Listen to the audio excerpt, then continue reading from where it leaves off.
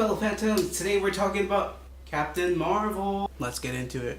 So this review is coming hot off the presses. I just came from watching that movie, so you're getting like almost like first impressions, but I put some thought into what I'm saying, so yeah. So essentially Captain Marvel, if you don't know the character, is a person who has gone through many changes throughout the comic books. In this movie, however, it is Brie Larson playing Carol Danvers, somebody who used to be from Earth, got put onto the Kree home planet, and now finds herself back home, kind of like a fish out of water though, because she has no memories of who she once was. So I'm going to keep this review as vague as possible because there are a few plot details as well as a little bit of like twists and turns that I don't want to give away, that you probably want to know going into the movie, finding out on your own. I will also say from the beginning of this review, there's kind of a very high divisive factor to this movie. Not sure why. Ahead of its release, even before people even know, how good this movie is, people on one side wanted to fail, people on the other side really wanted to succeed for whatever reason. I'm just saying ahead of time, I don't care either way. I want to go into this movie entertained, really. I want to see a good movie. And I don't know why anybody would want a movie to fail. I will say, however, that a lot of the marketing leading up to this movie felt a little forced. The first few previews that came out for this movie, it did not flatter the movie or the character, in my opinion. Fans of the character were obviously super excited, and I was excited to see this character brought to the big screen as well.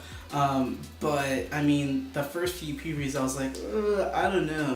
So I will mention that going into this movie, I was a little skeptical as to how good it could be, but still open to the fact that maybe I'll like it. And I'm going to say this up front as well, I liked it. I thought it was really good. I think there were some things that could have been done better, but overall, very entertaining movie. So yeah, let's actually get into it. So let's start with the negatives. I will say that the movie kind of felt a little rushed. I mean, in terms of like character development, plot-wise, it kind of felt almost like a stepping stone for this character to be introduced into the Avengers, the MCU.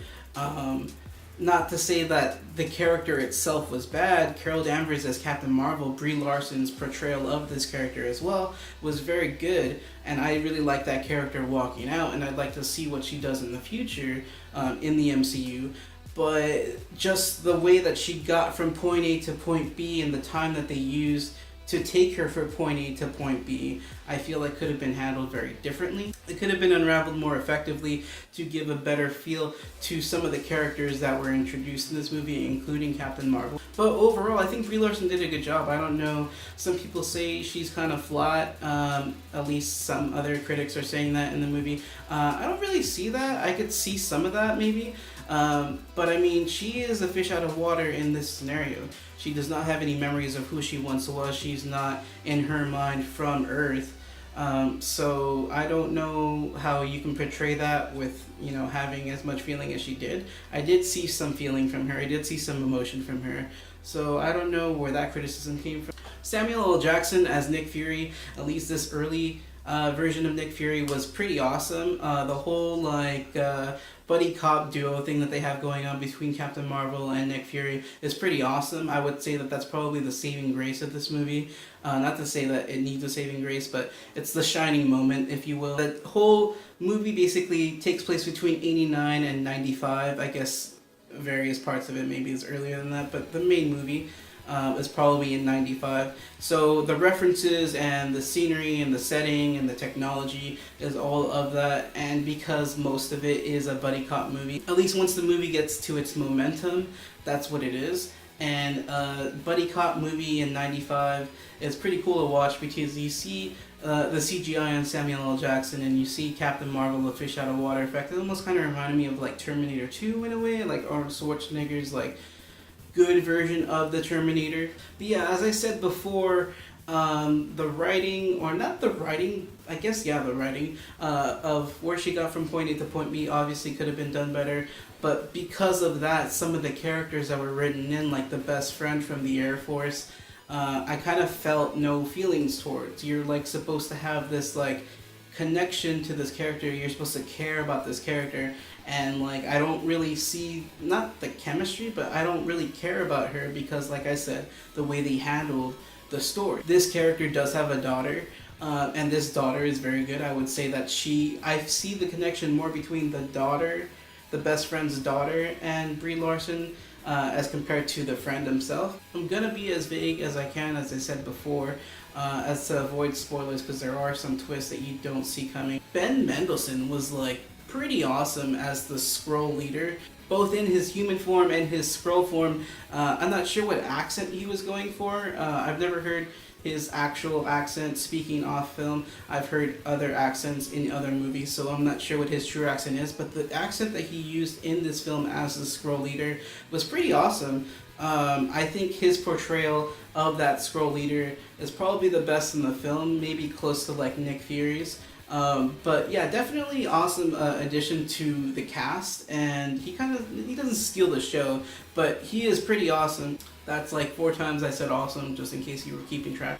Jude Law, I guess, is okay. He's not bad, he's not good, he's just kind of there. I think the yellow contacts are a little distracting. He does have yellow contacts to portray that he's a Kree person. That's kind of where they're at the beginning. He's the leader of their little Kree squadron that Captain Marvel finds herself in. Kind of the mentor-mentee relationship between the two. Yeah, that was okay. Annette Bening is in here as somebody. I can't really give away too much about who that character is without giving away too much. I guess she does alright. She kind of portrays almost... I'm not going to talk about it. She is okay. She's not bad. She's not good. She's kind of just there. Maybe that's the writing. Maybe that's her. I don't know. I've seen her do other good work, but you know what? She's okay. But all in all, to the people who want this to succeed mightily and the people who want it to fail miserably, I say to you, just let it go. Just go to the movie, enjoy the movie, leave politics out of it, leave your bias aside. Just go ahead and watch a movie. Like, if you want to compare it to, you know, Wonder Woman, and, you know, it's bringing a strong female character into this, and that's the reason for whatever you're leaning towards, just go into it wanting to watch this movie, and I think you're gonna come out, like, entertained.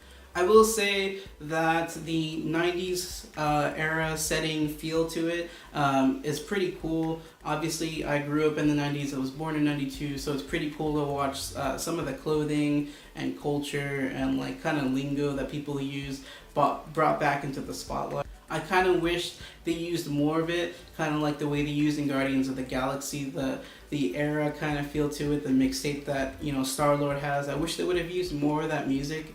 Not that it needs to be a central aspect or a focal point of this movie, but the points in which that they used this music, I think, was very effective. It kind of brought you into the era and into the theme of the movie almost, especially the use of some other songs. So I wish they would have used more of it, but you know, the times that they did, it was very cool. Yeah, like I said before, I wish they would have spent more time on this movie. Fleshed out some of the plot a little bit more, could have been handled better, and then there would have been basically nothing for anybody to say after that. It would have been a good movie, a great movie. At the end of it, it was still a good movie, but I feel like it could have been a lot better if they would have handled just the script better, because the portrayals that were there were good, and I think it could have been great if the story was a little bit better. And I mean, if this is like how it happens, I mean, it is how it happens. I saw the movie. If this is how Samuel L. Jackson lost his eye, very, very dumb. Like, it's very stupid. That's like how Han Solo got his name. It's kind of like, really, like, that's how you're gonna like explain this away. But yeah, that was stupid. Anyways, I'm gonna give this movie a solid B. Like, I was a very solid outing. There are some like hiccups, like I said, along the way, but the character and Ben Mendelsohn's portrayal of the Skrull leader and the music and the era, like, you can't take movies at face value.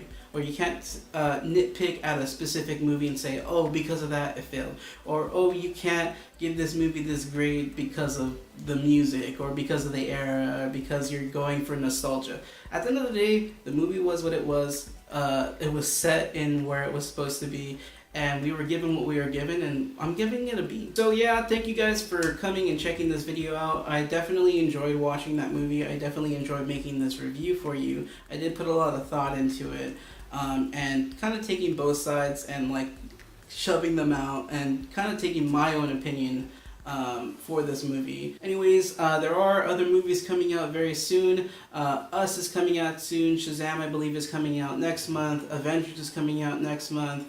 There's a lot of good movies coming out, so if you want to see those, please stick around and stay tuned for those. Hit the subscribe button down below, as well as that bell, so you know every time I'm coming out with new movie reviews. Like I said in my other review, I do have an Instagram now. It's at FilmPhantom _. I do post a lot of micro reviews on there, as well as movie updates, movie news that I see coming up, as well as upcoming content that I feel that I'm going to be bringing to the channel video wise. So definitely follow me on there and subscribe here as well. And thank you for the support. I'm almost at 100. Once I hit that 100, that's my first goal of the year, and you know, there's just so much more content that's going to be coming out throughout the year. But those who are already subscribed, I appreciate you very much. Alright, fellow Phantoms, so that's the end of this video review, and I will see you guys in the next video. See you later, guys.